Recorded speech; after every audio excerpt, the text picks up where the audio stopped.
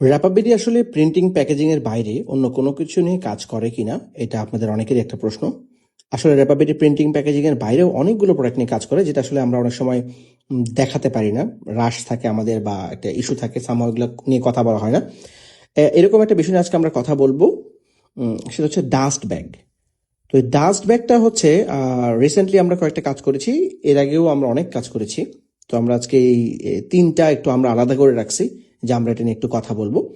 প্রথমে আপনি যেটা দেখতে পাচ্ছেন, আমাদের অনেক ফেমাস একটা প্রোডাক্ট আছে, সেটা হচ্ছে ড্রেস অর্গানাইজার ব্যাগ।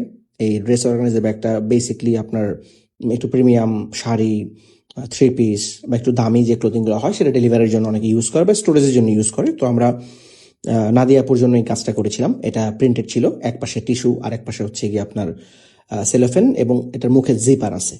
আর এর বাইরেও আপনার অনেক বড় ব্যাগের জন্য ডাস্ট ব্যাগ করা হয় আমাদের, যেগুলো আসলে ইম্পোর্টেড কিছু ব্যাগ থাকে, প্রিমিয়াম ক্যাটাগরি যেগুলো সেল করা হয় আর কি। তো এই তাহসিনাপুর জন্য আমরা এই ডাস্ট ব্যাগটা করি। এটা অনেক বড়, প্রায় 20 ইঞ্চির কাছাকাছি একটা ব্যাগ। এটা হচ্ছে গিয়ে আপনার আলাদা ফ্যাব্রিক কিনে দেন আমরা সেলাই করি, উপরে স্ক্রিন প্রিন্ট করা আছে। আরও একটা ব্যাগ আপনাদেরকে আমি দেখাচ্ছি। এখানে যে ব্ল্যাক ব্যাগটা দেখতে পাচ্ছেন, জাহ্নাবী এম্পোরিয়ামের তাপসিয়াপুর। এখানে উনি বেসিকলি ইম্পোর্টেড ব্যাগগুলো দিয়ে থাকেন, যেগুলো একটা প্রিমিয়াম কোয়ালিটির হয়।